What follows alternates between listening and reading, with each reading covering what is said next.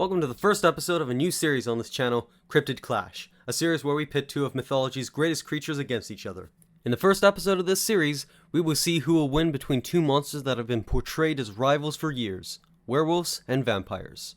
First, let's define the strengths, weaknesses, and abilities of each of our combatants.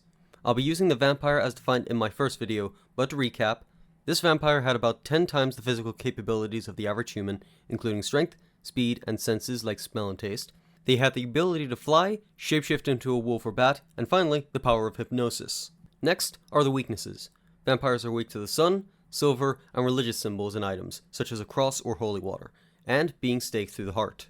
If you want specifics on what those abilities can do, you can watch the video which is linked below. Bit of a warning though, the audio is crap. The next part is the werewolf. In my werewolf video, I was more concerned about capturing and helping the person being affected rather than trying to fight the werewolf, so I didn't really cover its capabilities in the past. So let's define that. I'm going to assume the werewolf has about 10 times the strength of the average human. Most sources don't really give me a way to estimate their strength, so I'm going to go with the option which gives a good fight against the vampire. For their speed, I'm going to assume they are close to a wolf, which can reach speeds about 40 miles per hour, but for this video I'm going to assume 50 as they should be stronger and faster than the average wolf. The next ability a werewolf would have is the senses of a wolf. A wolf's sense of smell is about 100 times that of a human, and 14 times more receptive to scents. Their hearing is their next strongest sense, and they can hear in much higher frequencies than humans. For reference, a human can usually hear up to 20 kHz, whereas a wolf can hear at least 25 kHz, and scientists believe they can maybe hear up to 80 kHz. Now that we've covered the strengths, let's get to the weaknesses. Werewolves are weak to silver, wolfsbane, exorcisms, and any time that is not under a full moon, as they're regular humans when not under the moon's influence. Now that we are finished a summary of both of our combatants, let's discuss our arena. For this fight, we'll start the duel in a flat area at midnight with a full moon, so both our combatants are at their full strength. Both combatants will be bloodlusted and trying to kill each other. They will also know where the opponent is at the beginning of the battle. With the fighter's capabilities in place and the rules set, let's get into a death battle! One sec. Hey producer, where's the fight scene? Oh yeah, we don't have a fight scene. What do you mean we don't have a fight scene?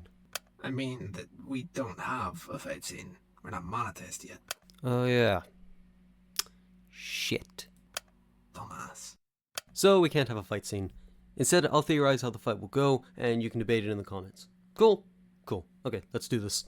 So, how will this fight begin? The combatants will run at each other, but the vampire with his flight has the speed advantage, so will probably try to strafe around the werewolf. The werewolf will probably not be able to keep up with this speed and mobility. The vampire will probably start to chip away at the werewolf with quick, powerful slashes before getting out of the werewolf's range. The werewolf doesn't have any ranged options, so they don't have a way to attack the vampire while the vamp is flying. The werewolf also has a mental state similar to a wild animal, so this will probably cause the werewolf to try and run to get away from the vampire, but the speed will be too much and the werewolf will have no option on how to fight back. If it's lucky, the werewolf may be able to get a hit on the vampire, but none of its attacks will cause the vampire anything more than a few cuts from its claws, as the werewolf doesn't have the thinking capability or time to get any of the vampire's weaknesses. Eventually, the vampire would overpower the werewolf and then drink its blood, which will heal any of the damage the werewolf did.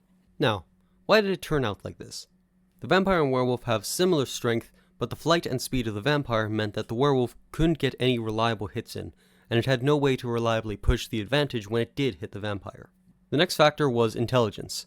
Werewolves are always depicted in myths as being feral, so it wouldn't think of any strategies to defeat the vampire, while the vampire has the same intelligence as a human, so it would be able to think up a strategy to beat the werewolf.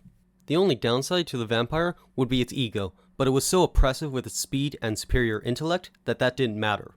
Even if the werewolf had found a strategy to beat the quick attacks of the vampire had more abilities such as hypnosis that would have made any counterattack useless. The fight might even end quicker than what I described, as the vampire with its speed could easily get close enough to look the werewolf in the eyes and hypnotize it, then just pull a free run and have it end itself.